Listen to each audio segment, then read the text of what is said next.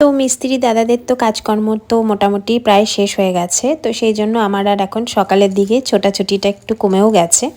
আর তোমাদের দাদাভাই বাড়িতে আছে এখন, মোটামুটি ওর ওই যে সকালের শিফটের ডিউটিটাও এখন শেষ হয়েছে।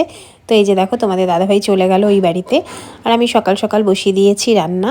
আর হ্যাঁ, একজন লেবার দাদা কাজ করছেন, উনি আর কি পেছন ঠেছনগুলো আজকে তোমাদের দাদাভাই যাচ্ছে চা ঠা নিয়ে, একেবারে ওনাকে দিয়ে আজকে পেছন ঠেছনগুলো পরিষ্কার করানো হবে। আর দেখো শীতকালে কিন্তু এই যে বড়ি দিয়ে সমস্ত সবজি দিয়ে একটা তরকারি খেতে যে কি দারুণ লাগে, তো সেটাই আমি এখানে বানাচ্ছিলাম। আর বেশ অনেকটা দিন পরে আজকে শাকও বানালাম। আর ভাবছিলাম যে এতদিন তো ছোটাছুটির জন্য ব্যস্ততার জন্য বানাতে পারছিলাম না। আর দেখো আমি একদম দুপুরের পরে খাওয়া দাওয়া হয়ে যাওয়ার পরে ওই বিকেলের আগে আগের দিকটা ওই সময় এসেছি। দেখো আজকে তোমাদের দাদা ভাই, হ্যাঁ তোমাদের দাদা ভাই সব এগুলো পরিষ্কার করেছে, এই যে জানলা টানলা এগুলো সব। সারাদিন আজকে তোমাদের দাদাভাই ছিল, আজকে ডিউটি ছিল না, সারাদিন ও সকাল থেকে এখানেই ছিল, শুধু দুপুরবেলা খেতে গেছিলো। একজন দাদা কাজ করছেন, লেবার দাদা, আর তোমাদের দাদাভাই সব পরিষ্কার করছে। হ্যাঁ মা,